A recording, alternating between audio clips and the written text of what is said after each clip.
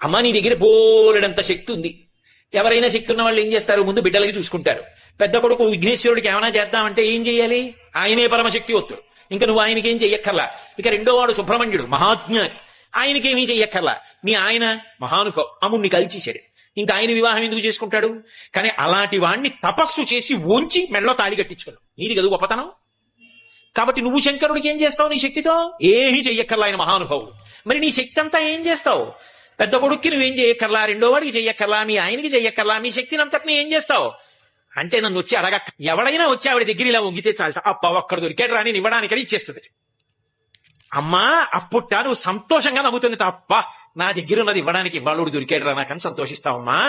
కావలసిందల్లా నీ దగ్గరికి వచ్చి నిటారుగా వెదురు బద్దలా నిలబడ్డం కాదు. ఇలా వంగ సింధు మహానుభావుడు పరమశివుని యొక్క ఇల్లాలివి.